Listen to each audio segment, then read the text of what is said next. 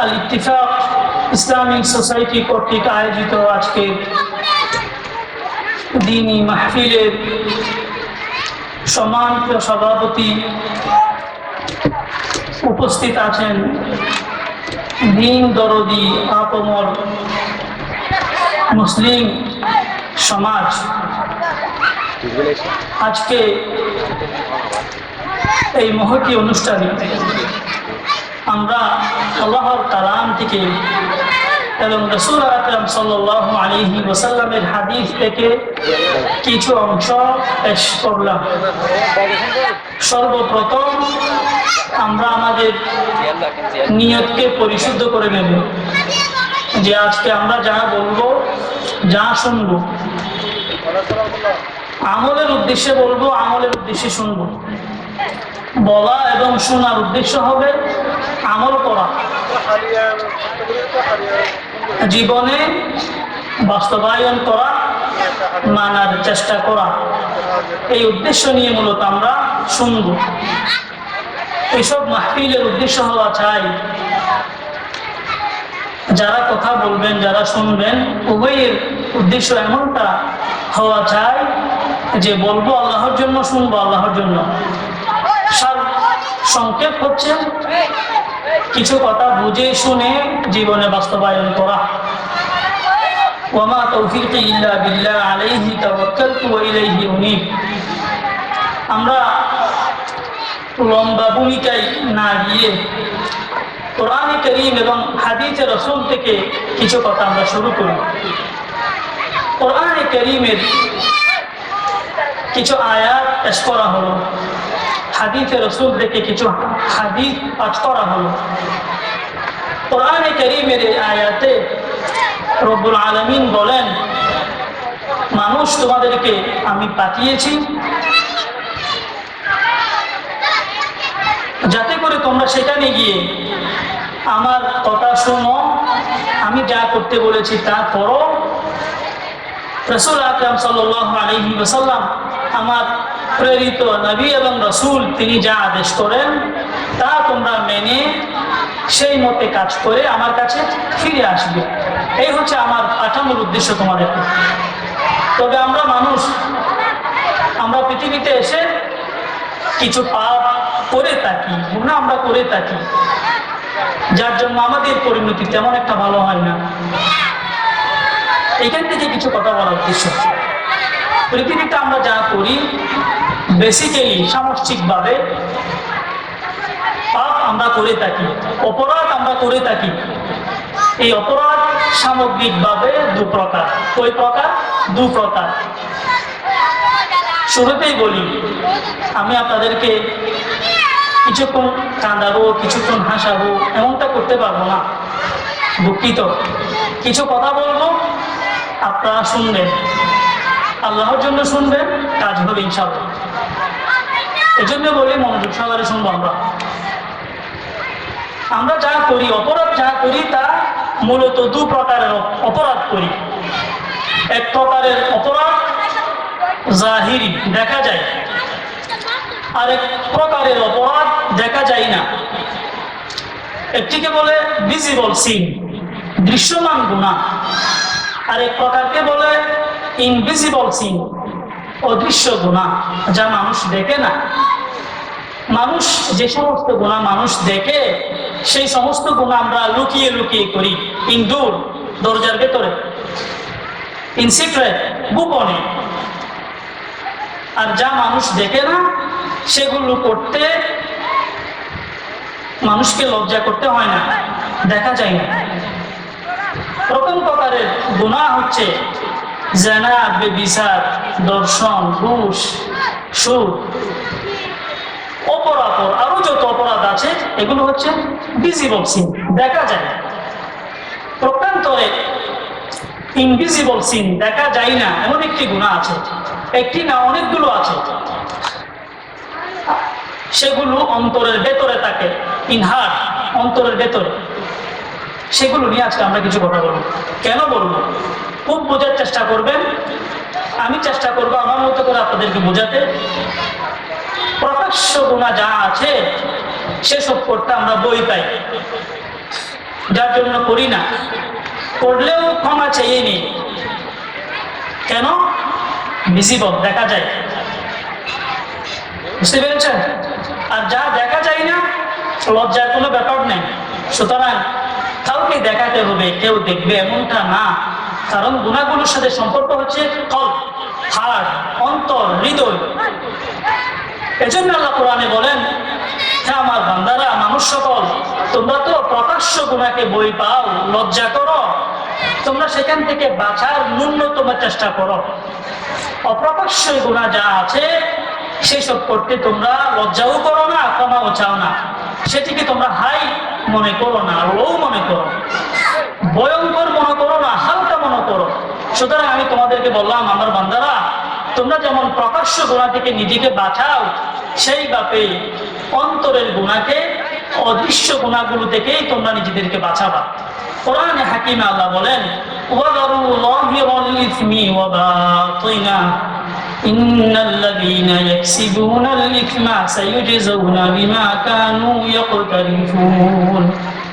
আল্লাহ বলেন, তোমরা প্রকাশ্য অপ্রকাশ্য দুই প্রকারের গুনাহ থেকেই বাঁচো, কারণ দুই প্রকারের গুনাহের শাস্তি সমান, কোনটা চেয়ে কোনটা ছোট না। কেন? সায়ুজজাউনা বিমা কানু ইয়াকতারিফুন, তোমরা যা করবা এর ডিউ রেসপন্স, সমুদয় উত্তর তোমাদেরকে দেয়া হবে, সমুদয় পরিণতি তোমাদেরকে ভোগ করতে হবে। এই পর্যন্ত আপনারা কথা বুঝেন নেই, শুনবেন। অপ্রকাশ্য গুনার মধ্যে একটি অন্যতম গুনাহ হচ্ছে বিদ্বেষ, হিংসা, হাসাদ। স্টেশন হচ্ছে হার্ট, গাড়ি প্রত্যেকে স্টার্ট করে ফ্রম দ্য স্টেশন, স্টেশন থেকে গাড়ি স্টার্ট করে স্টেশনে গিয়ে বসে। হিংসা, বিদ্বেষ এর স্টেশন হচ্ছে হার্ট অফ এ ম্যান। একজন মানুষের অন্তর হচ্ছে হিংসা নামক ব্যাধির স্টেশন। গাড়ি যেখানে থামে সেই স্টেশন হচ্ছে এটা, আর বসে কোথায়? এখানে। স্টার্ট হয় থেকে এখান থেকে। এই জন্য বলা হচ্ছে start from the heart ends to the heart. অন্তর থেকে এটি স্টার্ট করে, অন্তরে গিয়ে এটি বসে, কেউ দেখে না। এমন এক গুনাহ, আল্লাহু আকবার। এই গুনাহ ঠাই বুঝেন? টাই মানে না, সাদা শার্ট মানে না, প্যান্ট মানে না, জুব্বা মানে না, পাগড়ি মানে না, দাড়ি মানে না। সবারই এই রূপ আছে, কম বেশি। আমার আছে বলে আমি বললাম, যাতে আমার কমে যায়, এই উদ্দেশ্যে বলা। সত্যি করে বলছি, এই রোগের সবাই রোগী আমরা। এটা দেখা যায় না যে কার মধ্যে কতটুকু আছে, মিটার নেই। জ্বর মাপার থার্মোমিটার আছে, যা দেওয়ার সাথে সাথে ডিগ্রি অনুমান করা যায়, পার্সেন্টেজ বোঝা যায়। 100, 100, 1, 2, 3, 100, 101, 102, 103, এটা বুঝে আসে। আর কলমের রোগ এমন এক রোগ, নো থার্মোমিটার টু মেজর, মাপার কোনো যন্ত্র নাই, কোনো থার্মোমিটার নেই। যার জন্য আমরা নামাজ পড়ি, কোরআন পড়ি, ভালো কাজ করি, এগুলো সব আমাদের এই হিংসা নামক ব্যাধি টেনে ফেলে, আমাদের বুঝে আসে না। আমরা একেবারেই অল্প, আমাদের খবর নাই। আমি চুপা পড়েছি, কে বুঝবে এই বেড়া, অন্তরে এসব নিয়ে বেড়ায়, কে বুঝবে? বোঝার সুযোগ নেই। এই জন্য আল্লাহ বলেন, তোমরা প্রকাশ্য গুনাহ থেকে যেমন বাঁচবে, অপ্রকাশ্য গুনাহ থেকে তোমরা নিজেদেরকে বাঁচাবে। এই অপ্রকাশ্য গুনাহ সর্বপ্রথম যে ব্যক্তি, যে সৃষ্টি করেছিল, সে হচ্ছে ইবলিস। ইন দি স্কাই, আকাশের উপরে। খুব বুঝবেন, রব্বুল আলামিন যখন ইবলিসকে বললেন, ইবলিস আদমকে সিজদা করো, পুরান ওয়াজ আপনারা জানেন, সবাই সবসময় ওয়াজগুলো আপনারা শুনে থাকেন। ওয়াজ সেটি করার উদ্দেশ্য নয়, জাস্ট বোঝার জন্য। ইবলিস তুমি সিজদা করো, উসজুদ লিআদম, আদমকে সিজদা করো তুমি। ইবলিস বলে, আনা খায়রুম মিনহু, আমি তার থেকে বড়। কেন? আল্লাহ আপনি তো আমাকে ম্যাট বাই ফায়ার, আগুন দিয়ে বানিয়েছেন।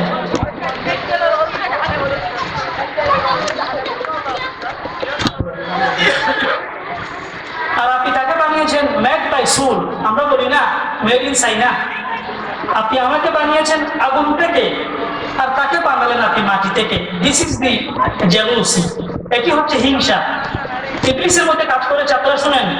ইবলিস বলে আমি তাকে সিজদা করবো না, কেন? আপনি বড়। হিংসার এই রূপে সর্বপ্রথম রোগী হচ্ছে ইবলিস। সর্বপ্রথম ইবলিস এই রূপ এর শিকার। এরপর আদমের কাছে আসেন।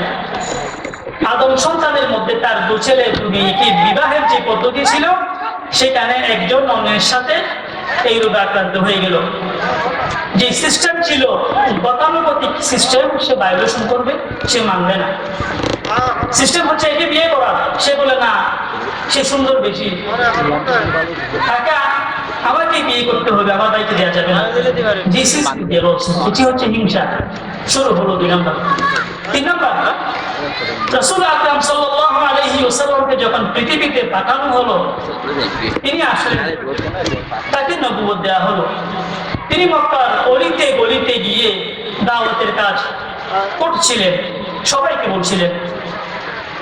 একসময় মক্কার মধ্যে তিনি দাওয়াতের কাজে তাবলীগে যেমন বের হয়, তিনি বের হলেন। প্রতিমধ্যে মুগীরা, আল্লাহর রাসূলের প্রখ্যাত সাহাবী, এবং আবু জেহেল, দুজনকে তিনি পেলেন। তিনি বললেন, ইয়া আবা জাহাল, আবু জেহেলকে বললেন, আদউকা ইলাল্লাহি ওয়া রাসূলি।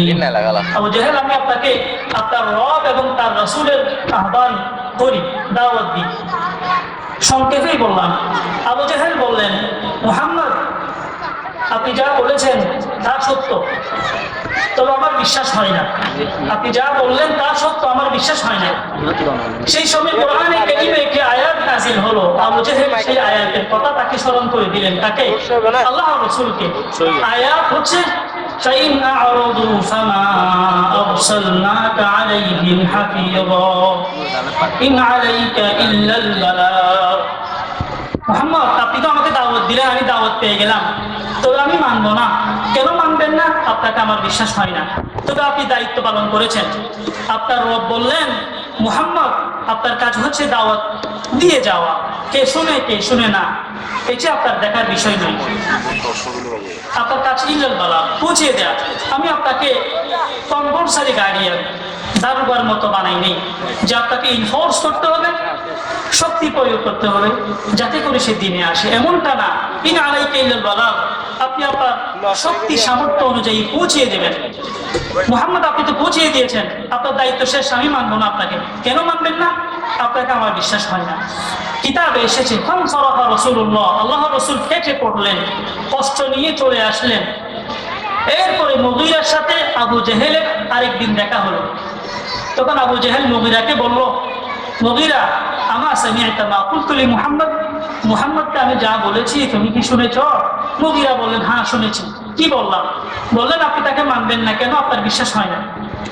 আবু জেহেল বললেন, মুগীরা, শুনো, মুহাম্মদকে আমার বিশ্বাস হয়, তবে আমি তাকে মানবো না। কেন মানবেন না? This is the focal point, এটি হচ্ছে মূল কথা। শুনেন, আমি মুহাম্মদকে মানবো না। কেন মানবেন না? মুহাম্মদকে পাঠানো যে আল্লাহ যে মুহাম্মদকে পাঠালেন, লাম ইয়ারা আহাদান মিসলানা, আমাদের মতো কাউকে দেখলেন না আল্লাহ। মুহাম্মদকে দেখেছেন নবী বানাতে? বলা হচ্ছে সেই সময়ে প্রত্যন্ত অঞ্চল থেকে, সারা পৃথিবী থেকে মানুষ যেত হজের জন্য, তাদেরকে পানি সরবরাহ করা হতো, পানি পান করা হতো। সেই সময় পানি পান করা একটি গুরুত্বপূর্ণ দায়িত্ব ছিল। এটিকে বলা হয় আরবিতে সেকায়া, পানি পান করানো। এর জন্য একটি মন্ত্রণালয় ছিল, মিনিস্ট্রি অফ ওয়াটার সাপ্লাই, পানি সরবরাহের মন্ত্রণালয়। আবু জেহেল বললেন, পানি সরবরাহ আমরা করি, এই দায়িত্বে আমরা আছি, আমরাই উঁচু বংশের লোক, আমরাই বড়। আল্লাহ কি আমাদের মতো কাউকে দেখেন নাই? মুহাম্মদকে পেয়েছেন নবী বানাতে। এরপর বললেন, পৃথিবীর প্রত্যন্ত অঞ্চল থেকে যে মানুষ আসে, তাদের সাথে যোগসাজ করা, রাজা বিরাজের সাথে সম্পর্ক করা, অ্যাডমিনিস্ট্রেটিভ পোস্ট, প্রশাসনিক দায়িত্ব, সচিবালয়, সেক্রেটারিয়েট, এইসবের দায়িত্ব আমাদের হাতে। আরবিতে বলে হিজাবা, রুফিনাল হিজাবা। এইসব দায়িত্ব আমাদের, আমরা বড় লোক, আমাদেরকে আল্লাহ রাসূল বানালেন না, আল্লাহ মুহাম্মদকে বানালেন। এজন্য আমি মুহাম্মদ মা قال وبما جاء به, মুহাম্মদ যা বলে যা নিয়ে এসেছে সবগুলো আমি বিশ্বাস করি। কেন মানবো না? এই কারণে মানবো না। এই যে হিংসা অন্তরে ঢুকে গেল, তাকে কেন মানবো না? এজন্যই মানবো না। মুহাম্মদকে বললেন আপনাকে মানবো না, কেন? বিশ্বাস হয় না। মুগীরাকে বললেন সে যা নিয়ে এসেছে আমার বিশ্বাস হয়, কেন মানবো না? বিদ্বেষ কাজ করে আল্লাহ কেন আমাদেরকে বানালেন না, রসুল তাকে কেন বানালো? হিংসার রোগে আক্রান্ত। 3 নাম্বার কথা বললাম, 1 ইবলিসের কথা বললাম, 2 আদমের কথা বললাম, 3 আবু জেহেলের কথা বললাম। এই হচ্ছে হিংসা। এটি দেখা যায় না, কিছুই মানে না। এখান থেকে কিছু কথা আমরা বলবো। হিংসা কাকে বলে? হিংসা কিভাবে বুঝবেন? আপনার অন্তরে আছে, আমার অন্তরে আছে। 3 নাম্বার কেন হয়? 4 নাম্বার কি নিয়ে হয়? 5 নাম্বার বাঁচার উপায় কি? 6 নাম্বার ওষুধ কি? এইসব বিষয় নিয়ে কিছু কিছু কথা বলবো। 1 নাম্বার হিংসা কাকে বলে? What is jealousy? হিংসা কাকে বলে? বলা হচ্ছে হিংসা হচ্ছে আপনি আপনার প্রতিবেশী ভাই এদের মধ্যে কল্যাণ দেখতে পেলেন, আপনার চোখের সামনে দেখলেন তার ছেলে বিদেশ চলে যায়, সে বড় ভবন করে চাকরি পায়, বড় ডিগ্রি নেই, আপনার সহ্য হয় না। এই যে হিংসা, this is jealousy. You can control yourself. আপনি আপনাকে কন্ট্রোল করতে পারেন না, কেন সে এমন হচ্ছে? এই হচ্ছে হিংসা। বুঝতে পেরেছেন হিংসা কাকে বলে? বলা হচ্ছে হিংসা কিভাবে বুঝবো? যখন আপনি কল্যাণ দেখবেন তখন আপনার মনে যদি আঘাত হয়, কষ্ট লাগে, তখন আপনি নিশ্চিত ধরে নেবেন আমি আর আপনি এক হিংসুক ব্যক্তি। কি ব্যক্তি? হিংসুক ব্যক্তি। এটুকু বুঝতে পেরেছেন? 3 নাম্বার হিংসা কি নিয়ে হয়? Object of jealousy. প্রথমে গেল হোয়াট ইজ জেলাসি, কাকে বলে? হাউ ইউ ক্যান রিয়েলাইজ ইট, আপনি এটি কিভাবে বুঝবেন? 3 নাম্বার অবজেক্ট কি, উপকরণ কি, কি নিয়ে হয়? এক্ষেত্রে একটু কথা আপনাদেরকে বলতে হবে। কোরআনে মাজিদ আল্লাহ বলেন কুল মাতাউদ দুনিয়া কলিল ওয়াল আখিরাতু খায়রুম ওয়া আবকা ওয়াল আখিরাতু খায়রুল লিমান ইত্তাকা ওয়া লা তুযলামুনা ফাতিলা। কোরআনে কারীমের এই আয়াত দুভাবে এসেছে। আল্লাহ বলেন, রাসূল আপনি বলেন মাতাউদ দুনিয়া কলিল, পৃথিবীতে আমি আপনাদেরকে যা দিয়েছি ক্ষণস্থায়ী, টেম্পোরারি, কিছুদিনের জন্য, তাও না শুধু কলিল, খুব কম। পরে কালে যা পাবেন এভার লাস্টিং, অনেকদিন থাকবে, শেষ হবে না। শুরু আছে শেষ নাই, অনেকটা শেষ হয়েও শেষ হচ্ছে না, ওরকম। কোরআনে কারীমের আয়াত মুফাসসিরিনরা করেছেন মাতাউন কাকে বলে? কুল্লু মা ইউনতাফাউ বিহি, মানুষ পৃথিবীতে অল্প দিনের জন্য যা ভোগ করে সব হচ্ছে মাতা। মাতা কাকে বলে? পৃথিবীতে কিছুদিনের জন্য মানুষ যা ভোগ করে সেগুলো হচ্ছে মাতা, এনজয়মেন্ট ফর টেম্পোরারি, কিছুদিনের জন্য ভোগ। কলিল বলা হচ্ছে লা ইউআদ্দু লা ইয়াকবাল আত-তাজাজ্জি, এমন কমের কম, এমন ছোট ছোট গোনা পর্যন্ত যায় না, মানুষ গণে না, 1 2 3 গণার সুযোগ নেই। মুফাসসিরিনরা বলেন পৃথিবীতে মানুষ যা ভোগ করে কিছুদিনের জন্য এবং এত কম কম লা ইয়াকবালু তাজাজ্জি, গোনা যায় না, এত কম। এই হচ্ছে পৃথিবীতে যা আমরা পাই। উদাহরণ দিয়ে বলি, একেবারে নির্লজ্জভাবে কিছু কথা বলি। পৃথিবীতে মানুষ কি পায়? সুন্দর এক বউ পায়, একটা দালান হয়, একটা চাকরি হয়, এই তো। বলা হচ্ছে একজন এক সুন্দরীকে বিয়ে করবে, 15 বছরে যদি সেই বিয়ে করে তার রূপ লাবণ্য সর্বোচ্চ 45 পর্যন্ত থাকবে। তাহলে কত বছর হলো? 30 বছর হলো, বোঝার জন্য বলা। 20 বছর থেকে ধরলে 25 বছর হয়, 25 বছর থেকে ধরলে 20 বছর হয়, এই তো 30 25 20। একটা চাকরি পেলেন আপনি, কতদিন করবেন? 30 বছর 35 বছর। একটা ভবন তৈরি করলেন, কতদিন বুক করবেন? 50 বছর 60 বছর। এরপর আপনি চাইলেও এটি আর বুক করতে পারবেন না। ইঞ্জিনিয়ার আসবে, বলবে ডেস্ট্রয় ইট, ভেঙে গেল, এটাকে কাজ করবে না, আপনাদের মাথার উপর পড়বে। এরপরে পরিবারের একই কথা, 45 50 বছরের পরে আর তাকে পৃথিবীর সমস্ত সামগ্রিক রূপ লাবণ্যের যত উপকরণ পৃথিবীতে আছে, বাজারে আছে, সবগুলো এনে দিলেও সে সুন্দর হতে পারবে না, টাইম শেষ।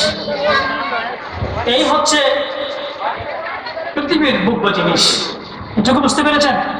আল্লাহ বলেন তোমরা হিংসা বিদ্বেষ করো, এগুলো নিয়ে করো, আর কি আছে? এত কম, এত কম। এই জন্য আল্লাহ বলেন, আল্লাহ রসুল আপনি বলে দেন তারা এগুলোকে অনেক কিছু মনে করবে, যাতে করে তারা মনে না করে আপনি বলেন কুল মাতাউদ দুনিয়া কলিল ওয়াল আখিরাতু খায়রুল লিমান ইত্তাকা ওয়া লা তুযলামুনা ফাতিলা। আল্লাহ আমরা যা করব এগুলোর ডিউ রেসপন্স, যা দেয়ার তা দেবেন। জুলুম যেটুকু করবো এটুকুর বদলা আমাদেরকে দেবেন, পাপ যা করবো তাই দেবেন, কম আর বেশ করবেন না। এটুকু বুঝেছেন? এই নিয়ে আমরা অপরাধ করি, এই নিয়ে আমরা হিংসা করি, এটুকুই হচ্ছে আমাদের হিংসার বিষয়বস্তু। এরপরে আসি হিংসা কেন করি, কথাগুলো বুঝবেন। হিংসা করার কারণ হচ্ছে তাকদীরের উপর ঈমান না আনা, আল্লাহর বন্টন নীতিতে সন্তুষ্ট না হওয়া। এই জন্য কোরআনে কারীমে বলেন না হুম ইয়াকসিমুনা রাহমাতা রাব্বি। রাসূল আপনি বলেন সেই সময় মুশরিক যারা ছিলেন তারা কি আমার বন্টন নীতির দায়িত্ব নিয়ে নিয়েছে? কাকে কি দিতে হবে কি দিতে হবে না সেই দায়িত্বকে আমি তাদেরকে দিয়ে দিয়েছি। আপনার রহমত, এখান থেকে মুফাসসিরিনরা বলেন রহমত আয়ান নবুওয়া, আল্লাহর রাসূলের নবুয়ত হচ্ছে রহমত। যে তারা বলতেছিল যে মুহাম্মদকে কেন নবী বানালো আমাদেরকে না বানিয়ে, এজন্য আল্লাহ বলেন তারা কি আমার বন্টনের দায়িত্ব নিয়ে নিয়েছে? আমি কি তাদেরকে বন্টনের দায়িত্ব দিয়ে দিয়েছি? নাহনু কাসামনা বাইনাহুম মাঈশাতাহুম ফিল হায়াতিদ দুনিয়া। আল্লাহ বলেন বন্টনের দায়িত্ব আমার হাতে, আমি যাকে যা দেবার তাই দিই। মাঈশাতাহুম পৃথিবীতে যা যা প্রয়োজন এগুলোকে মাইশ লাইভলিহুড বলে, এর দায়িত্ব আমার হাতে। ওয়ারাফা'না বা'দাহুম ফাওকা বা'দিন দারাজাত, কাউকে বড় বানিয়েছি, আপার ক্লাস উচ্চ পদে বসবাস করে, আবার কেউ লোয়ার ক্লাস নিচু শ্রেণীর হয়। কেন? আল্লাহ যুক্তি দিচ্ছেন লিয়াত্তাখিযা বা'দুহুম বা'দান সুখরিয়া, যাতে পৃথিবীর ব্লয়েন্টস অফ রানিং, পৃথিবী চলার যে সিস্টেম এটা যাতে ঠিক থাকে। কেউ যদি চেয়ারম্যান না হয় মেম্বার কে হবে? চেয়ারম্যান কেউ হবে, মেম্বার কেউ হবে, এই হচ্ছে সিস্টেম। সবাই যদি চেয়ারম্যান হয়ে যায় মেম্বারকে আদেশ কে করবে? এই জন্য একজন মেম্বার হবেন, তার আন্ডারে 11 জন মেম্বার হবেন। একজন এমপি হবেন, তার আন্ডারে কিছু মেম্বার হবেন, কিছু চেয়ারম্যান হবেন, এই হচ্ছে সিস্টেম। কারণ টাকা থাকবে, সে অন্যদেরকে তার কাজে ব্যবহার করবে। কিছুদিন পরে টাকা ট্রান্সফার হয়ে অন্যের কাছে চলে যাবে, সে আবার তাদেরকে ব্যবহার করবে। আল্লাহ পরিষ্কার করে বলে দিচ্ছে যাতে আমরা কষ্ট না নিই। এটা হচ্ছে পৃথিবীর সিস্টেম। কেন আমি কাউকে বড় করলাম, কেন আমি কাউকে ছোট করলাম? লিয়াত্তাখিযা বা'দুহুম বা'দান সুখরিয়া, যাতে করে একজন অন্যজনকে তার কাজে ব্যবহার করে। ওয়ারাহমাতু রাব্বিকা খায়রুম মিম্মা ইয়াজমাউন, তারা কি আমার দয়া, আমার রহমত, আমি যাকে যা দিই তারাই বন্টন করবে, বন্টন আমি করব না। দেব আমি, বন্টন তারা করবে, এমনটা হয় কি? আল্লাহ তাদেরকে ধিক্কার জানান, বলেন সবটুকু দায়িত্ব আমার হাতে, কিছু করার নাই, তাকদীরকে মেনে নিতে হবে, সেখানেই শান্তি। হিংসা হয় কেন? তাকদীরকে মানতে না পারার কারণে। আমরা বলি সে চেয়ারম্যান হবে, আমি হব না। আমরা বলি সে তো আগে 4-5 বার ছিল, 4-5-6 টাইম ইলেক্টেড চেয়ারম্যান, 4-5-6 বার নির্বাচিত চেয়ারম্যান, আজকে কোথায়? মনে হয় কি আদৌ সে জীবনে আর একবার চেয়ারম্যান হবেন? তার 14 গোষ্ঠী থেকে আর হবে কি কেউ? আসলে হবে, হবে না, চলে গেছে। এভাবে এই সিস্টেমটা। আল্লাহু আকবার, কথাগুলো আমরা বুঝতে চাই না। আসলে এই কথা সত্য, সে আর হবে না, না তার ছেলেও আর হবে না। কে জানে আবার তার 14 গোষ্ঠীর মধ্যে আরেকজন হয় কিনা। এই হচ্ছে সত্য কথা, মানতে পারি না, আমরা বিদ্বেষ করি। তার বাগে যতদিন বুক করার আছে সে ততদিন বুক করবো, এজন্যই আমাদের হিংসা বিদ্বেষ হয়। তাহলে আমরা হিংসা কাকে বলে, কিভাবে বুঝবো, কি নিয়ে করে, কেন করে? 4টি বিষয় নিয়ে কথা বললাম, এখন আমরা মূল পয়েন্টে যাব। বলা হচ্ছে হিংসা হলে কি হয়, ক্ষতি কি হিংসা, হিংসার ক্ষতি কি? কোরআনে কারীমে হাসাদ, হিংসা শব্দটি অনেক জায়গায় এসেছে। এসব বলার সময় নেই। প্রয়োজনীয় কথা বলতে হবে, অপ্রয়োজনীয় কথা বলার সময় নেই, প্রয়োজনীয় কথা বলতে হবে। এই জন্য লম্বা কথা না বলি, এখান থেকে কিছু কথা বলি। আল্লাহ রাসূল সাল্লাল্লাহু আলাইহি ওয়াসাল্লাম হাদিসে পাকে বললেন, ইয়াকুম ওয়াল হাসাদা ফাইন্নাল হাসাদা ইয়াকুলুল হাসানাত কামা তাকুলুন নারুল হাতব। আল্লাহ রাসূল বললেন যে তোমরা সতর্ক থাকো, ইয়াকুম মানে বিয়াওয়া, সতর্ক হও যে তোমরা হিংসা করবে না। কেন হিংসা? তোমরা যা করো, কিছু কিছু যা তোমরা করতে পারো, নামাজ, রোজা, দোয়া, কালাম, এগুলোকে খেয়ে ফেলবে। লাকড়িকে যেমন আগুনকে ফেলে নিমিষে শেষ করে দেবে। এখানে উদাহরণ দেওয়া হয়েছে, কঠিন এক উদাহরণ। দাও দাও জ্বলন্ত আগুনে শুকনো লাকড়ি আপনি যখনই দেবেন 2-4 মিনিটে শেষ হয়ে যাবে। একইভাবে আপনার 50 বছরের 7 বছরের ইবাদত 1-2টা হিংসাই শেষ করে দেবে।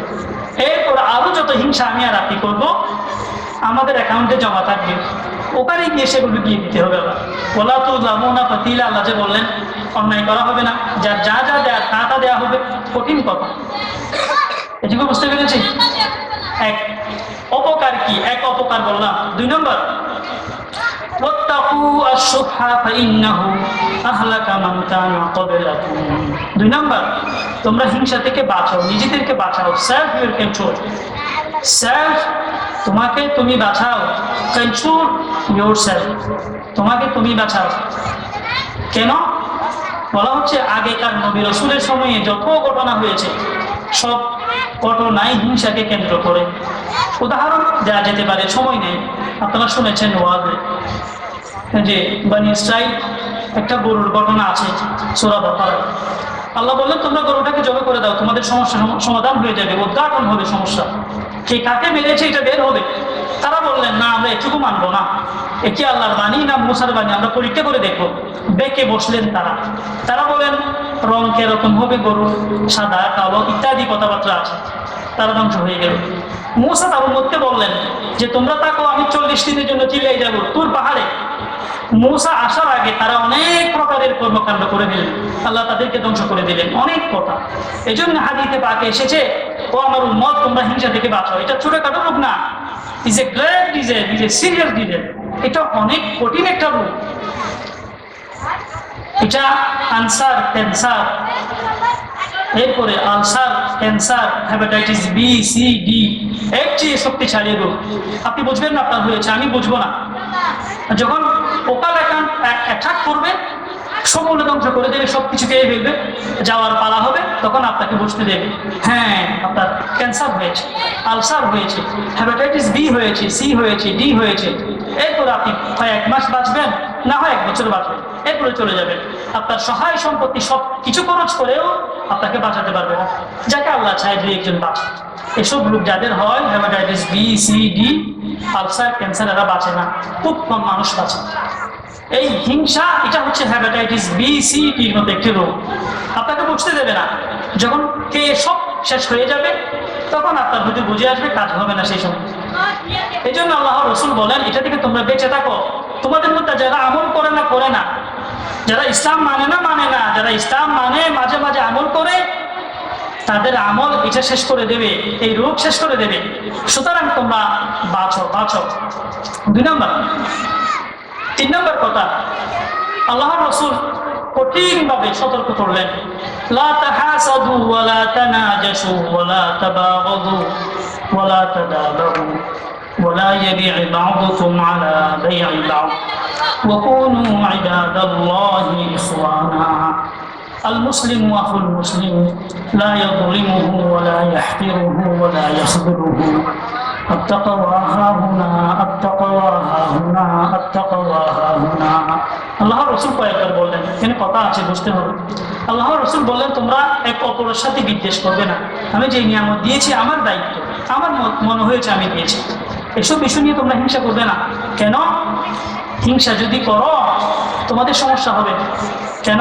তুমি যত ভালো কাজ করো, হিংসার স্টেশন হচ্ছে অন্তর, হার। সুতরাং স্টেশন যখন ঠিকঠাক থাকবে না, সব কিছুই পেটিক হয়ে যাবে। সুতরাং তিনি বললেন, তুমি অনেক নামাজি, হাজি, রোজাদার, আরো অনেক কিছু, তবে তোমার হিংসার রোগ আছে। তুমি ধরে নাও তুমি সবকিছু হতে পারো, অন্তত ভালো মানুষ হতে পারো না। নামাজি হবে বটে, হাজি হবে বটে, রোজাদার হবে বটে, ভালো মানুষ নয়।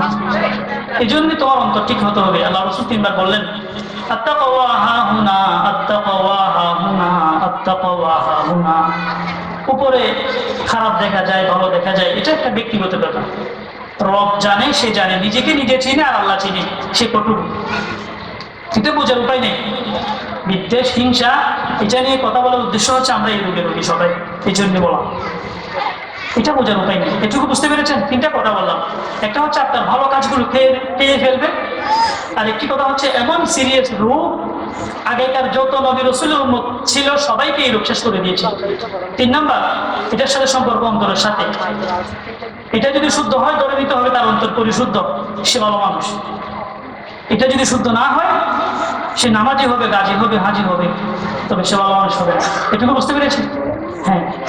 এরপরে রোগ যদি সিরিয়াস হয়, ওষুধ, মেডিসিন মোর দেন স্ট্রং, আরো বেশি শক্তিশালী লাগে। বললাম না, আলসার, ক্যান্সার যখন হয়, সমুদ্র সম্পত্তি যা আছে সবগুলোই বিক্রি করে দিতে হয়। বিক্রি করে মান্দ্রাজ যেতে হবে, সিঙ্গাপুর যেতে হবে, ইউকে, ইউএস, আমেরিকা, লন্ডন যেতে হবে। কেন? রোগ বড়, চিকিৎসা বড় করতে হবে। এই হিংসা রোগ যেহেতু বড় রোগ, ইট নিডস স্ট্রং মেডিসিন। কঠিন চিকিৎসা নিতে হবে আপনাকে, কঠিন চিকিৎসা নিতে হবে। ইনশাআল্লাহ আমরা চিকিৎসাগুলো শুনবো, প্র্যাকটিক্যাল করবো, জীবনে প্র্যাকটিস করবো, প্র্যাকটিক্যালি করিয়ে দেখাবো। কাজ হবে ইনশাআল্লাহ, আসলেই কাজ হবে। বলা হচ্ছে হিংসা যদি হয়, আমি যদি রিয়েলাইজ করতে পারি, মেডিসিন, হোয়াট ইজ মেডিসিন? কি মেডিসিন? 1 নম্বর মেডিসিন, রাসূল আকরাম সাল্লাল্লাহু আলাইহি ওয়াসাল্লাম হাদিসে বললেন, ও আমার উম্মত, তোমরা যদি দেখো তোমার প্রতিবেশী ভাই ব্রাদার কাউকে আল্লাহর কল্যাণ প্রাপ্ত হতে, তার অর্থ হয়ে যাচ্ছে, টাকা হয়ে যাচ্ছে, সম্পত্তি বড়ই করেছে, তার ছেলে বিদেশে যায়, চাকরি পায়, আরো, তখন তুমি সাথে সাথে এই দোয়াটা পড়ো, আলহামদুলিল্লাহিল্লাযী বিনি'মাতিহি তাতিম্মুস সালিহাত। এই আরবি যদি আপনি না পারেন, বাংলাটা বলবেন। আল্লাহ আপনি তাকে যা দিয়েছেন আপনি ওরকমই দেন। আল্লাহ আপনার প্রশংসা, আপনার শুকরিয়া, আপনি তাকে আরো দেন।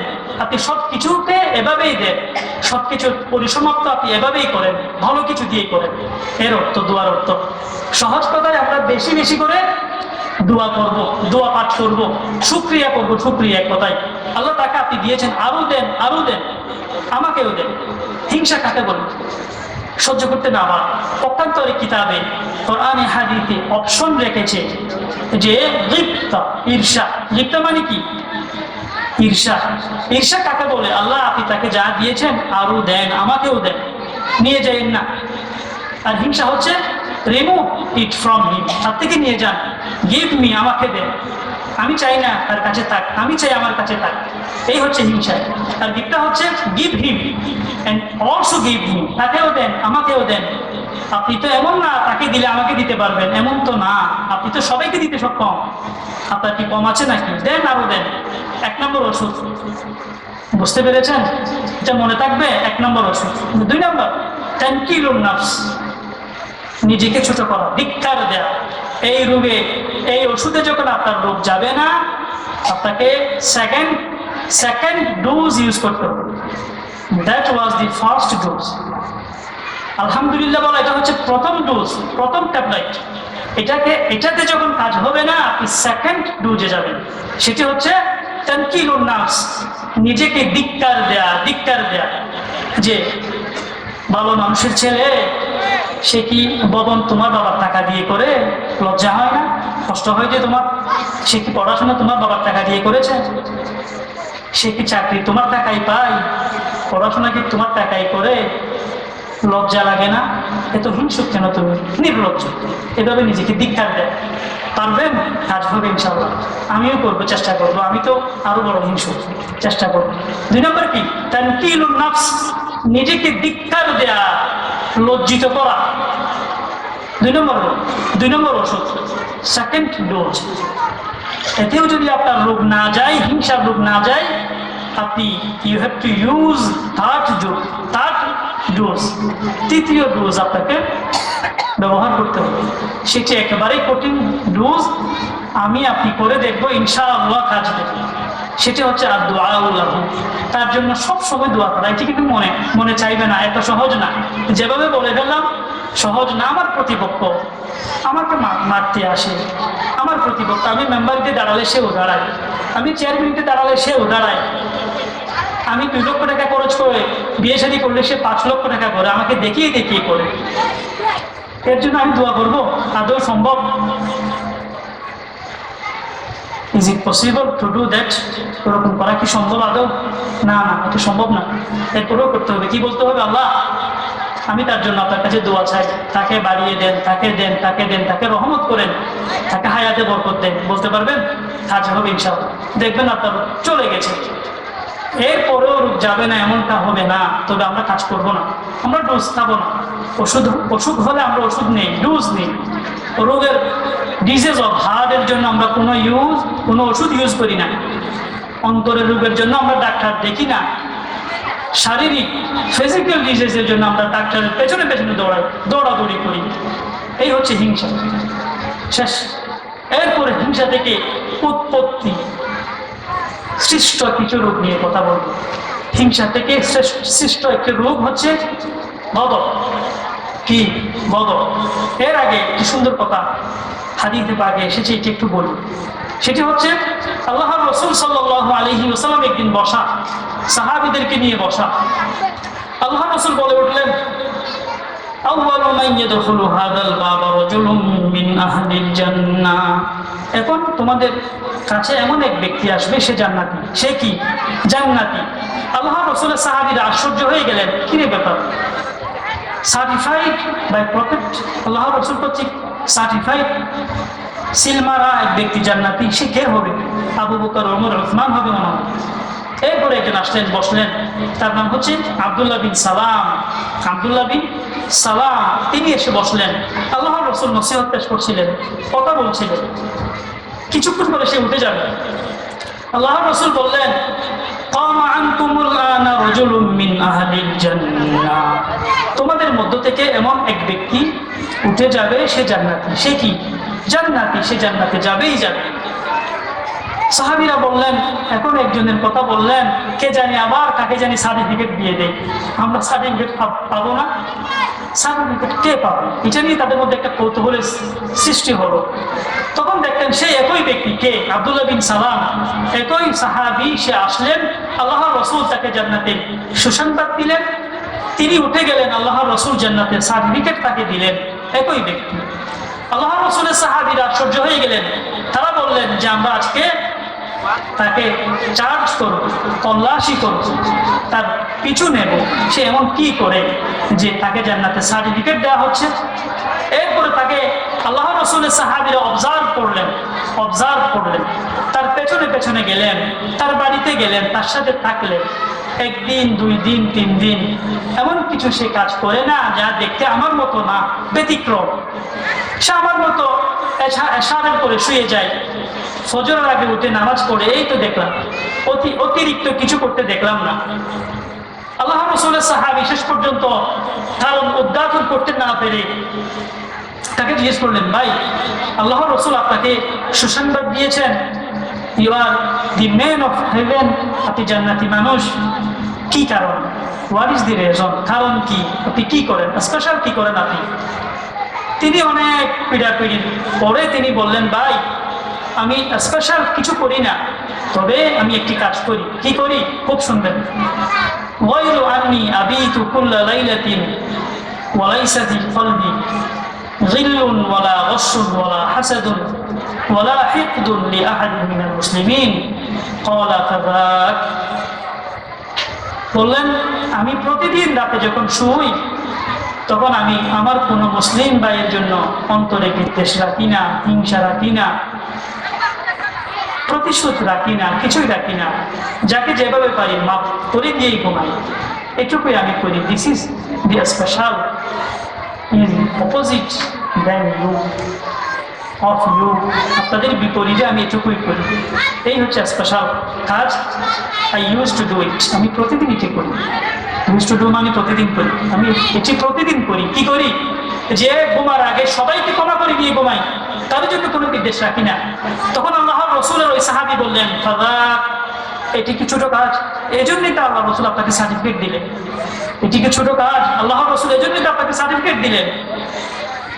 এরপরে আল্লাহ রাসূলের সাহাবী সবাইকে সেটি বললেন যে এই কারণেই তাকে সার্টিফিকেট দেওয়া হয়েছে, আমরাও সেই কাজ করি। এতক্ষণ আপনারা কি বুঝলেন? বিদ্বেষ ইজ এ সিরিয়াস ডিজিজ, কঠিন রোগ। এটা থেকে বেঁচে থাকা কঠিন ব্যাপার এবং মানতে পারা অনেক বড় উপকারে। এটুকু বুঝতে পেরেছেন? এই বিদ্বেষ থেকে সৃষ্ট একটি রোগ নিয়ে কথা বলি। গদব, গদব মানে রাগ, রেজ, ক্রোধ, রাগ। এই রাগ অনেক কিছু করে। পৃথিবীতে যত ঘটনা, অধিকাংশ ঘটনা এই রাগের সাথে সম্পর্ক রাখে। আমি একটু করে বলি, বোঝার জন্য বলা। গাদ্দাফি নাম শুনেছেন? মুআম্মার আল গাদ্দাফি, লিবিয়ার প্রেসিডেন্ট অফ লিবিয়ার প্রেসিডেন্ট, যে কিনা 42 বছর, about 42 years left the control, প্রায় 42 বছর দেশ পরিচালনা করেছিলেন। বলা হচ্ছে সমসাময়িক পৃথিবীতে এতদিন পর্যন্ত দেশ পরিচালনা করেছে এমন কেউ নাই, এমন কেউ নাই। মানুষ বাঁচে কতদিন? আমার বয়স কত, আপনার বয়স কত? 42টি বছর সে দেশ শাসন করেছে।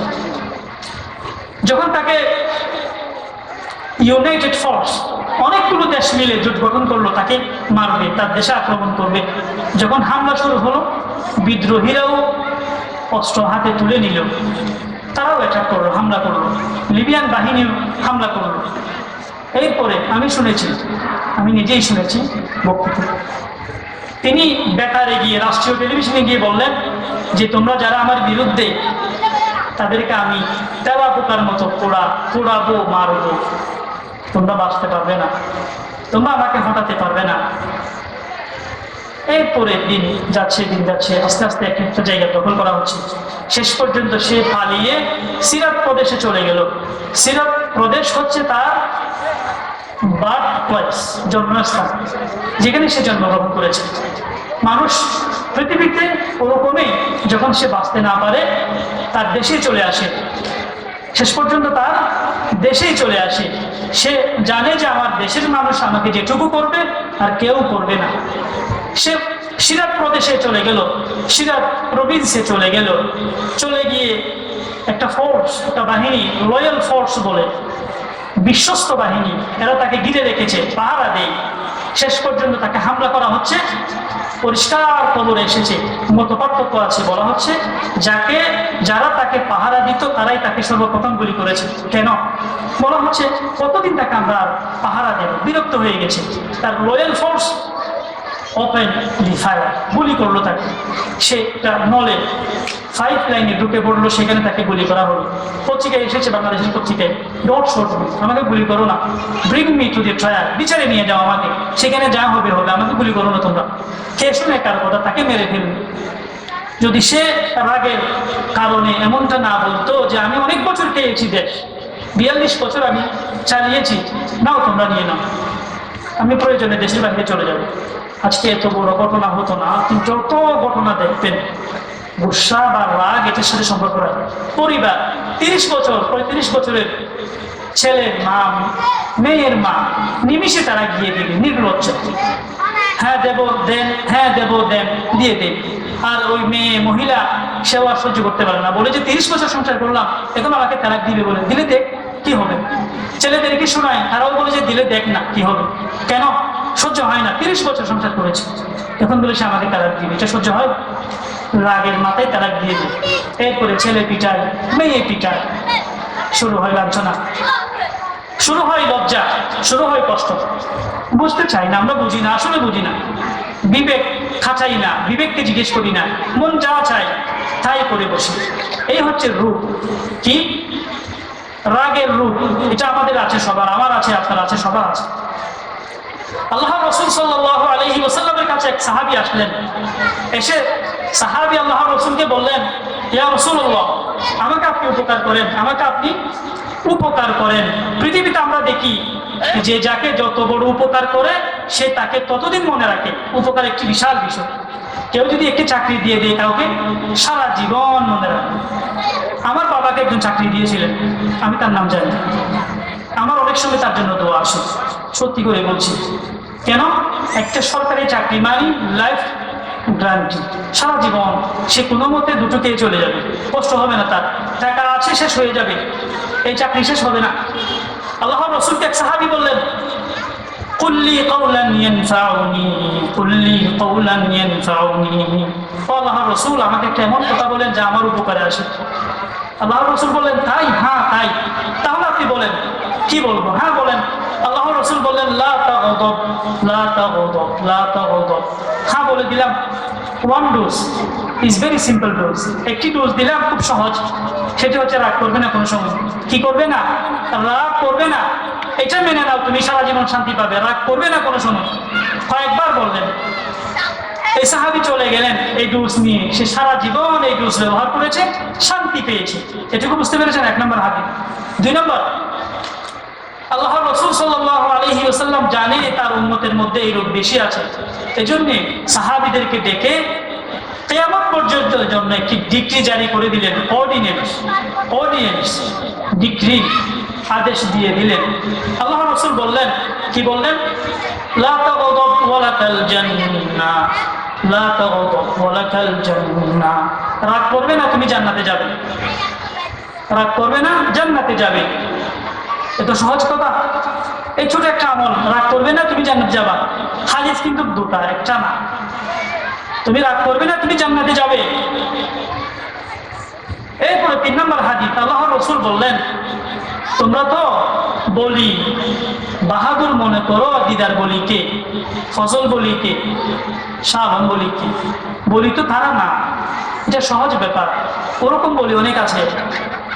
বলি আসল কুস্তি লড়ুক, যে ব্যক্তি কুস্তি লড়ে, আসল শক্তিশালী লড়াকু সাহসী ব্যক্তি ওই ব্যক্তি যে ব্যক্তি ক্রোধকে দমাইতে পারে, ক্যান কন্ট্রোল হিমসেলফ দি রাগ, রাগকে কন্ট্রোল করতে পারে, যে সে হচ্ছে বড় বলি। আল্লাহর রাসূল বলেন, লাইসা শাদীদু বিসুরআতি ওয়ালাকিন্নাশ শাদীদুল্লাযী ইয়ামলিকু নাফসাহু ইনদাল গাদাব। লাইসা শাদীদু বিসুরআতি ওয়া ইন্নামা শাদীদুল্লাযী ইয়ামলিকু নাফসাহু ইনদাল গাদাব। দুভাবে এসেছে হাদিস। বলা হচ্ছে যে কুস্তি লড়ে সে তো শক্তিশালী বটে, তবে তেমন বেশি না। এর চেয়ে বড় শক্তিশালী হচ্ছে যে ব্যক্তি নিজেকে দমাতে পারে, নিজেকে ক্রোধ দমাতে পারে, কন্ট্রোল করতে পারে নিজেকে। কারণ এই রাগ থেকে অনেক রোগের সৃষ্টি হয়, যা আমাদের বাড়িতে, সমাজে, পাড়ায় হচ্ছে। অধিকাংশ রোগ, অধিকাংশ সমস্যা হচ্ছে রাগকে কেন্দ্র করে। এটা বুঝতে পেরেছেন? এই হচ্ছে 3 নম্বর হাদিস। 4 নম্বর, আল্লাহর রাসূল সাল্লাল্লাহু আলাইহি ওয়াসাল্লাম এক জায়গা দিয়ে যাচ্ছিলেন। এক ব্যক্তি রাসূলের সাহাবী আল্লাহর রাসূলকে বললেন, ইয়া রাসূলুল্লাহ, আমরা যেখান থেকে যাচ্ছি সেখানে একটা বলি আছে। কি আছে? একজন বলি। বলি আরবিতে বলে সরিউন, বলি, কুস্তি লড়ে, দিদার বলির মতো। কেউ তাকে পরাজিত করতে পারে না। আল্লাহর রাসূল বললেন, আমি কি তোমাদেরকে এর চেয়ে বড় বলির কথা বলবো? হ্যাঁ বলেন। রজুলুন যালামাহু রাজুলুন ফাতারামা বাইদা ফাগালাবাহু ওয়া গালাবা শাইতানা। কঠিন হাদিস, প্রয়োজনীয় হাদিস। কি? যে কেউ কোনো ব্যক্তি তাকে অন্য কেউ জুলুম করলো, জুলুম করার পরেও সে নিজেকে দমাতে পারলো, এই হচ্ছে বড় বলি। কেন? তার এই দমার মধ্যে, এই সংবরণের মধ্যে, নিজেকে মেনে নেয়ার মধ্যে সে জয় হয়ে গেল, সে শয়তানকে পরাস্ত করলো। ইউন দা গেম, আপনি গেমে জিতে গেলেন, আপনি নিজেকে কন্ট্রোল করতে পারলেন। এর অর্থ হচ্ছে আপনি ইউন দা গেম, আপনি গেমে জিতে গেলেন। কেন? মানুষ এমনিতে হয় রাগ করলে নিজেকে কন্ট্রোল করতে পারে, যখন অন্যায় করা হয় তখনও কি পারে? কখনো না, কেউ পারে না, আমিও পারি না। এটা আমি বলতে সহজ, করা কঠিন। এজন্য পুরস্কারও তত বড়। বলা হচ্ছে যখন সে ক্রোধের অবস্থায় নিজেকে দমন করতে পারলো, এক্ষেত্রে সে নিজেকে বিজয়ী করতে সক্ষম হলো, তার শয়তানকেও পরাজিত করতে সক্ষম হলো। একসাথে দুটো কাজ হয়ে গেল। 5 নাম্বার, এর পুরস্কার কি? আমাকে কি দেবে? আমি যদি ক্রুদ্ধ না হই, নিজেকে দমন করি, আমার কি উপকার? আল্লাহ রাসূল সাল্লাল্লাহু আলাইহি ওয়াসাল্লাম বলেন, কিয়ামতে সবাইকে ডাকা হবে, ডেকে সবাইকে একত্রিত করা হবে। এরপরে বলা হবে, মান কাযাবা গায়যাহু ওয়া হুয়া কাদিরুন আলা আন ইউনাফিযাহু দাআহু আল্লাহু আলা রুউসিল খালাইক হাত্তা ইউখায়্যিরাহু মিন আইয়িল হুরি শাআ। প্রয়োজনীয় হাদিস, কথা শুনবেন, হাদিস মনে না থাকলেও কথাটা যাতে মনে থাকে। সবাইকে ডাকবে, বলে ডেকে বলবেন যে তোমরা নিজেদের রাগ যারা যারা সংবরণ করেছিলা, নিজেকে কন্ট্রোল করেছিলা, রাগকে দমিয়ে রেখেছিলা, তারা কারা? আসো, হাত তোলো, হাত উঠাও, হাত উঠাবে। বলো যে তোমরা এদিকে আসো। এসে তাদেরকে বলবে যে হুর, আপনারা তো হুরের ওয়াজ সব সময় শুনেন। হুর কাকে বলে? সেই ওয়াজ আপনারা সবসময় শুনেন, বলা যাবে না। এটুকু বোঝেন, মাননীয় প্রধানমন্ত্রী আওয়ামী লীগের নেতৃত্ব নেতাদেরকে ডেকে বললেন, অমুক আসনে আমি কোনো সময় জিতি না, সিট পাই না, এইবারে তোমরা যারা যারা পরিশ্রম করে ওই আসনটা নিয়ে দেবে, তাদেরকে আমি বাংলাদেশ ছাত্রলীগের যত ছাত্রী আছে সবাইকে ডাকবো, ডেকে বলবো যে এই যে ছাত্রলীগের ছাত্রীরা, তোমরা বেছে বেছে নাও। যারা ছাত্রলীগের ছাত্রী তারা অন্তত বড় বড় ক্ষমতাধর কেউ হয়, অর্থকড়ি বেশি আছে এমন কেউ হয়, পড়াশোনা ভালো তারা হয়। তখন কে না চাইবে যে এমপি মহোদয়কে জিতিয়ে দিতে, যাতে করে এই পুরস্কার নেওয়া যায়? সবাই যাবে, এমপি মহোদয়কে সিট নিয়ে দেবে, যাতে করে ওই ছাত্রলীগের ছাত্রীদেরকে পায়। অথবা মেয়ের কথা বলেন, প্রধানমন্ত্রী বলবো আমার মেয়ে তোমাকে দেবো, তুমি এটা জিতিয়ে দাও। সে কতই না চেষ্টা করবে সিট জিতিয়ে দিতে। একইভাবে আল্লাহ রাসূল বলেন, আল্লাহ সবাইকে ডেকে বলবেন, তোমরা যারা পৃথিবীতে গুসা হজম করেছিলাম, তোমরা এখন যাকে ইচ্ছা তোমরা না, পুরস্কার। 2 নাম্বার, মান কাফা গাদাবাহু কাফাল্লাহু আনহু আযাবাহু ওয়া মান খাযানা লিসানাহু সাতারাল্লাহু আওরাতাহু। আল্লাহ রাসূল বললেন, যে ব্যক্তি নিজের রাগকে দমন করবে, আল্লাহও নিজের রাগকে দমন করবে। কি মানে? অর্থ হচ্ছে, আমি যদি কাউকে ক্ষমা করি, রাগ ওঠার পরেও, সে আমার অপরাধ করার পরেও, আমি সারা জীবন আল্লাহর কতই না নাফরমানি করি, অপরাধ করি, গুনাহ করি, আল্লাহ তার ক্রোধকে নিয়ে নেবেন, ক্রোধকে প্রত্যাহার করে নেবেন। আমার অপরাধ দেখে আল্লাহর ক্রোধ আসবে, চাইবে আমাকে গাড়ির সাথে মিশিয়ে দিতে। বের হবো, অ্যাক্সিডেন্ট করবো, এমনটা আল্লাহ চাইবেন। বের হবো, কেউ আমাকে মারবে, তারা মারামারি দেয়, আমি গিয়ে আমার গায়ে গুলি পড়ে। কেন? ওই আমি যে অপরাধী, আল্লাহ রাগ উঠে গেছে, এই জন্য আমার এই অবস্থা। এগুলো তো আমরা বুঝি না, বুঝতেও চাই না। আমরা কি এসব হিসাব করি? আমরা তো অন্য হিসাব করি। সে কেন মারা গেল হিসাব করি না। আল্লাহ তার উপর রাগ করেছেন, এই জন্য এমনটা হয়েছে, না হওয়ার কথা নয়। আল্লাহ বলেন, তোমরা যদি কেউ কাউকে ক্ষমা করে দাও আর রাগ না করো, আমার যখন রাগ হবে তখন আমি তোমাদেরকে ক্ষমা করে দেব। এটুকু বুঝতে পেরেছি? এরপরে আরেকটি হাদিস আথারে এসেছে। আথার অর্থ আল্লাহ রাসূলের সাহাবী থেকে বর্ণনা। আল্লাহ রাসূল সাল্লাল্লাহু আলাইহি ওয়াসাল্লাম বলেন, আল্লাহ বলেন, উযকুরনি ইযা গাদিবতা আযকুরুকা ইযা উতিবতু ফালা উহলিকুকা ফিমান আহলাক। তুমি যখন রাগ করো তখন তুমি আমাকে স্মরণ করবা, আর তুমি যখন পাপ করো, আমি রেগে যাই, সেই সময় আমি তোমাকে স্মরণ করবো। কত সুন্দর কথা! তুমি যখন রাগ করো তখন আমার কথা মনে রাখবা, যে তোমার অপরাধের কারণে আমার কতই না রাগ ওঠে, আমি কি তোমাকে মাটির সাথে মিশিয়ে দিই? কই, তুমি তো আরো ভালো খাবার খাও। আগে টাকা ছিল না, বাড়িতে টেলিভিশন ছিল না, মেয়েকে 6 লক্ষ টাকা 8 লক্ষ টাকা খরচ করে বিয়ে দিতে না, আমি টাকা দিয়েছি, তুমি ডিজ নিয়ে আসো, টেলিভিশন নিয়ে আসো, যা যা করার তা করো। আমার তো রাগ ওঠে, আমি তো তোমাকে সেই রাগের শাস্তি দেই না। এমন সে কি অপরাধ করেছে তোমার রাগ উঠে কোনোরকম সহ্য করতে পারো না, ক্ষমা করতে চাইলেও পারো না? যখন তোমার রাগ উঠবে, তুমি সেই সময় আমার কথা মনে করবা, যে আমারও রাগ উঠে, আমি ক্ষমা করে দিই তোমাকে। এই কথাটা তুমি মনে রাখবা। এটুকু বুঝতে পেরেছেন? আল্লাহ বলেন, তোমার যখন কষ্ট হবে তুমি তাকে ক্ষমা করে দাও, আমার যখন কষ্ট হবে তোমার অপরাধের কারণে আমি তোমাকে ক্ষমা করে দেব। এটুকু বুঝতে পেরেছেন? হ্যাঁ। এরপরে আল্লাহ রাসূল সাল্লাল্লাহু আলাইহি ওয়াসাল্লাম বলেন, রাগ ওঠার পরে যাদেরকে ক্ষমা করে দেয় তাদেরকে পরকালে ডাকা হবে। আরেকটা হাদিস, ইউনাদি মুনাদিয়ান ইয়াউমাল কিয়ামাহ, পরকালে ডাকবে, কি বলবে? আইনাল আফুনা আনিন নাস, মানুষকে যারা ক্ষমা করে দিতা তোমরা কোথায়? আসো আসো। কি হবে? হালুমু ইলা রাব্বিকুম ওয়া খুযু উজুরাকুম, যাও যাও, রাশ টু ইউর রব, তোমার রবের কাছে যাও, তাড়াতাড়ি যাও, টেক ইউর রিওয়ার্ড, তোমার পুরস্কার নিয়ে নাও। তোমরা যে মানুষকে ক্ষমা করে দিতা, তোমাদেরকে আল্লাহ অনেক কিছু দেবেন। কি দেবেন? কোথাও বলা নাই, অনেক কথা, সময় লাগবে বলতে গেলে। যে ক্রোধ যারা দমাবে, আল্লাহর জন্য যারা ক্ষমা করে দেবে, তাদেরকে আল্লাহ কি দেবেন এটি কোরআন এবং হাদিসে কোথাও বলা নেই, অর্থাৎ আনলিমিটেড দেবেন। কে দেবে, কি দেবেন আল্লাহ জানেন। এই জন্য বলা হচ্ছে তোমরা তোমাদের রবের কাছে যাও, তার সাথে তোমাদের হিসাব নিকাশ, কি দেবে তিনি জানেন, আমরা জানি না। হালুমু ইলা রাব্বিকুম ওয়া খুযু উজুরাকুম, যাও তোমরা তোমাদের পুরস্কার নিয়ে নাও। কেন পুরস্কার নেবে? তোমার অধিকার আছে।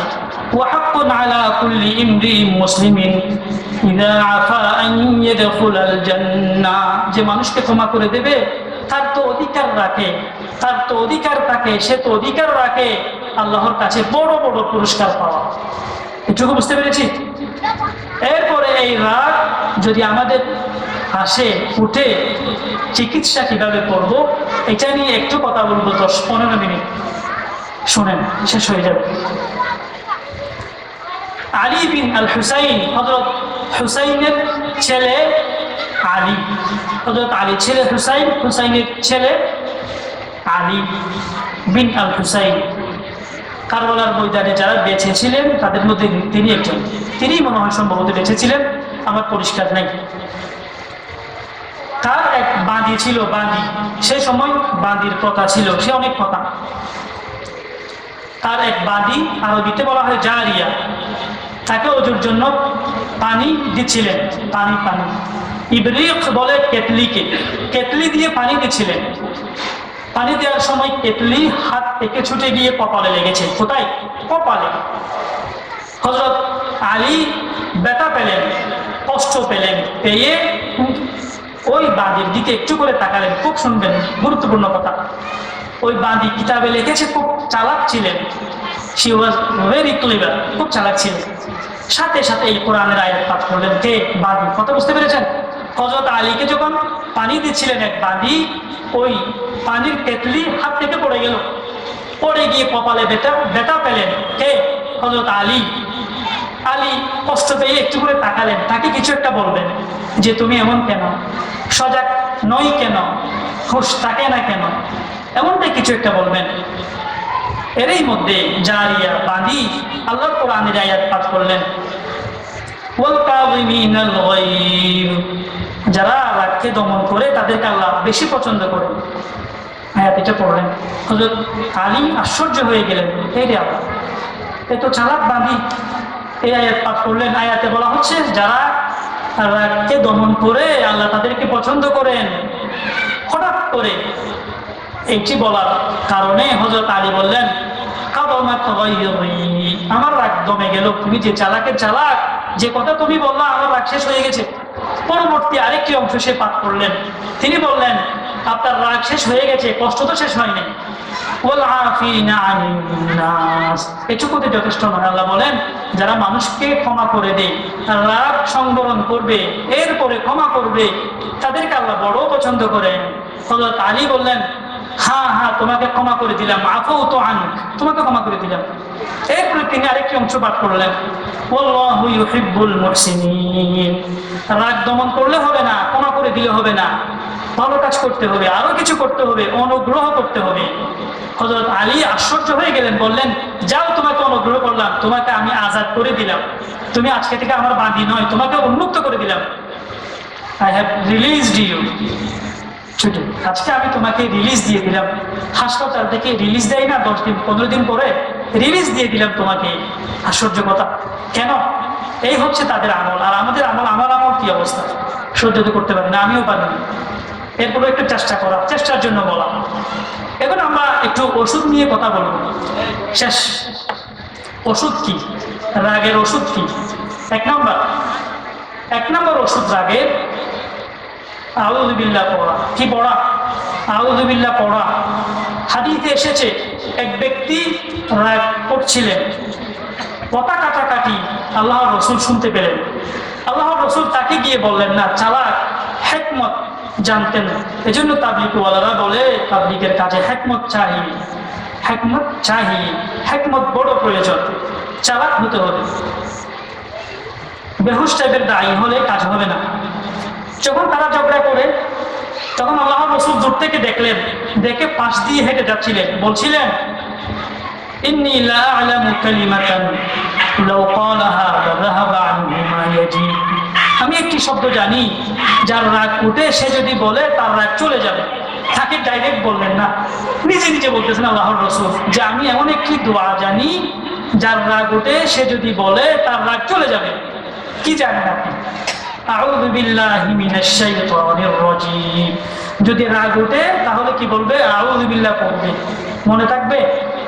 যখন রাগ উঠবে সহজ একটি আমল, কয়েকবার আউযু বিল্লাহ পড়বে, পারবো? এরপরে আল্লাহর রাসূল সাল্লাল্লাহু আলাইহি ওয়াসাল্লাম উলামের দুই নম্বর হাদিস, আল্লাহর রাসূল বললেন এই ক্রোধের চিকিৎসার 2 নম্বর ডোজ হচ্ছে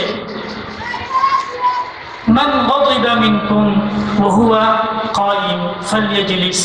তোমাদের মধ্যে যে ব্যক্তির রাগ আসে সে দাঁড়িয়ে আছে, সেজন্য বসে যায়।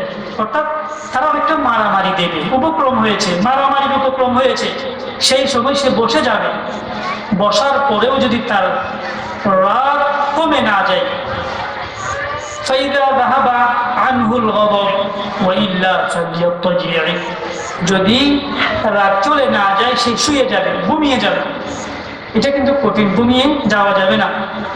আমি একজনের সাথে তর্কাতর্কি করছিলাম, আমার ভাই, বাবা, চাচা তারা দেখলেন, তারাও তো চলে আসলেন, ঘুম যাবো তো, এটা সহজ না। এজন্য সহজ না হওয়ার কারণে আপনি হয়ে আমল করবেন না, আগেরটা তো করতে পারবেন। এটাও করার একটা সুযোগ আছে, সে হচ্ছে আপনি জায়গা থেকে সরে যান, মানে সেখান থেকে আপনি চলে যাবেন, হঠাৎ চলে যাবেন, কষ্ট করে হলেও যাইতে ইচ্ছে করবে না, এরপরেও আপনি চলে যাবেন, দূরে চলে যাবেন। আপনি তর্কাতর্কি যাতে করে শেষ হয়ে যায়, আপনি না শুনে মতে করে দূরে চলে যাবেন, পেছনে না তাকিয়ে চলে যাবেন। 2 নম্বর ডোজ। 3 নম্বর ডোজ, একটি হাদিসে এসেছে, এই হাদিস তাকে দুর্বল বলা হচ্ছে, দুর্বল অর্থাৎ দাঈফ বলে মুহাদ্দিসিনদের ভাষায়, এটা আপনাদেরকে বলার প্রয়োজন নাই, বুঝবেন না কথা, দুর্বল হাদিস সহজ কথাই।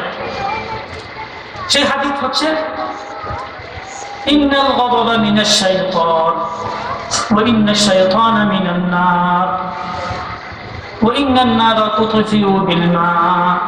বলা হচ্ছে ক্রোধ এটা হচ্ছে শয়তান থেকে, শয়তানের একটি অভ্যাস, এটা হচ্ছে রাগ করা। এটা মানুষের মধ্যে ট্রান্সফার হয়, কি হয়? ট্রান্সফার হয়। বলা হচ্ছে আর শয়তানকে বানানো হয়েছে, সৃষ্টি করা হয়েছে আগুন থেকে। প্রত্যেকে আগুন থেকে, আর আগুন নিভে যায় পানির মাধ্যমে। কিসের মাধ্যমে? পানির মাধ্যমে। এবং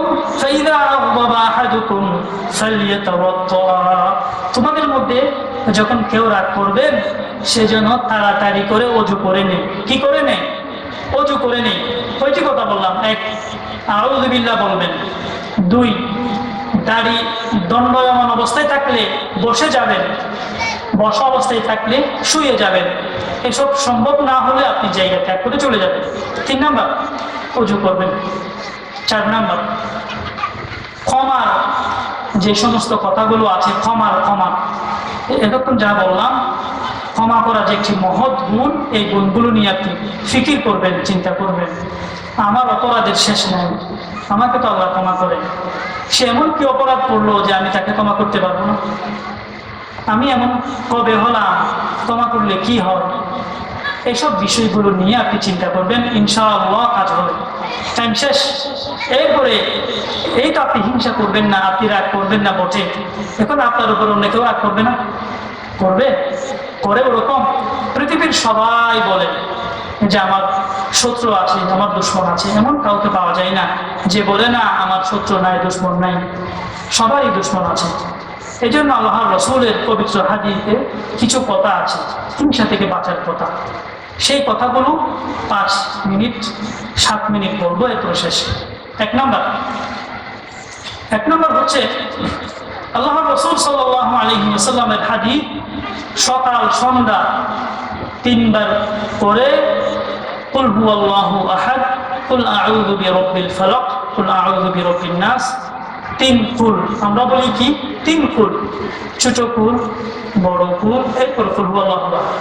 আল্লাহর রাসূল বলেন হিনা তুমসি ওয়া হিনা তুসবিহু 3 মাররাত, সকাল আর সন্ধ্যা 3 বার আপনি পাঠ করবেন, একটাকে 3 বার করে। তাহলে আপনি ইনশাআল্লাহ সকল প্রকারের পরের হিংসা থেকে বেঁচে যাবেন। পরিষ্কার হাদিসে আছে তাকফিকা মিন কুল্লি শাই, সবকিছু থেকে আপনি বেঁচে যাবেন। সহজ কথা, সহজ আমল আমরা করতে চাই না, বলে কাজ হচ্ছে না। এটুকু আপনার মনে থাকবে, এই কাজ করবেন 3 বার কুল আউযু বিরাব্বিল ফালাক, নাস, কুল হুয়াল্লাহ পাঠ করবেন। এক হাদিস। 2 নম্বর হাদিস, আল্লাহর রাসূল বলেন আন্নান নবী সাল্লাল্লাহু আলাইহি ওয়াসাল্লাম কানা ইযা আওয়া ইলা ফিরাশিহি জামাআ কাফাইহি। আল্লাহর রাসূল যখন রাতে শুইতে যেতেন, ঘুমার জন্য যেতেন, তখন আল্লাহর রাসূল হাতকে এইভাবে করতেন, কাফা জামাআ কাফাইহি, এর অর্থ হচ্ছে হাতকে এইভাবে করা। এইভাবে করে কুল আউযু বিরাব্বিল ফালাক, নাস, কুল হুয়াল্লাহ একটাকে 3 বার মোট 9 বার পাঠ করতেন। কয়বার? 9 বার পাঠ করতেন। পাঠ করে নাফাখা ফীহিমা, 2 হাতের মধ্যে ফু দিতেন।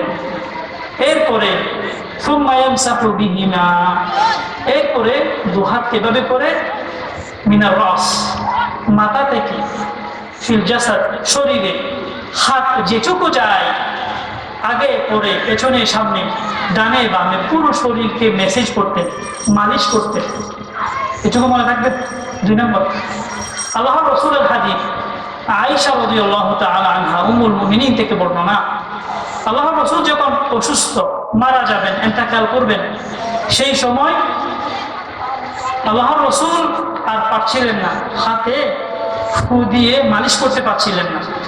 তখন আম্মা জান আয়েশাকে বললেন, তুমি পাঠ করো, তুমি আমাকে মালিশ করে দাও, আমার কষ্ট হচ্ছে, আই ফিল পেইন, আমি কষ্ট পাচ্ছি, তুমি এই কাজ করো।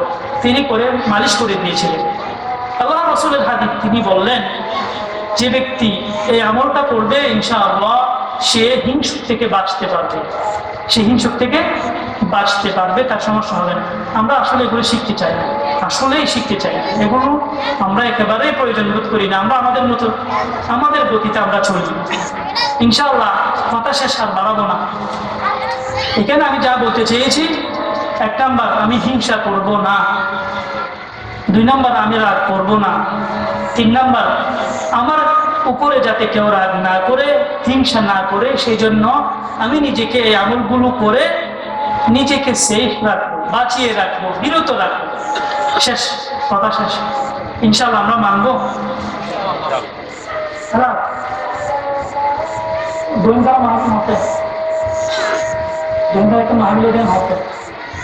আচ্ছা, ও দোয়েনকার একটা মাহফিল, এর ফটিয়ার দোয়া মুরব্বী লোক, তোর নাম হচ্ছে মুফতি শামসুদ্দিন জিয়া, আর তোর নাম হাফেজ আহমদুল্লাহ, রইসুল ফুকাহা। বাংলাদেশত মাঝে যদি 10 জন বড় বড় আলেম থাকিলে, তারা 2 জন, 10 জন আছে। যদি কেউ হয় 10 জন নাই, 5 জন আছে, এর ওই তারা 2 জন। এরপর বলো কিন্তু আর মতো 2 আনেন বলো না, ইতারা ওনারা সুর টুর দি কাহিনী টাহিনী হইল, ওয়াজ লইল হারিব, কিছু হতা হইব, তারা তো আমল আছে, শুনিবেন, হামাহা যাবেন। ইতারা আল্লাহ বহুত এলম দিয়ে, এলম ইনফরিয়র হতা হইব যে, আমল করি হতা হইব যে, তাহার তো এলমও নাই, আমলও নাই। মৌলই ওয়াজ লই হারিবে 20 মিনিট, আমরা টাইম দেন 2 ঘন্টা, কিসা না হয় কি করিব, ওয়াজটা শেষ হয়ে যাবে। তো ওয়াজ শেষ হয়ে গেছে, তো ওয়াজ হলে আর ওয়াজ নেই।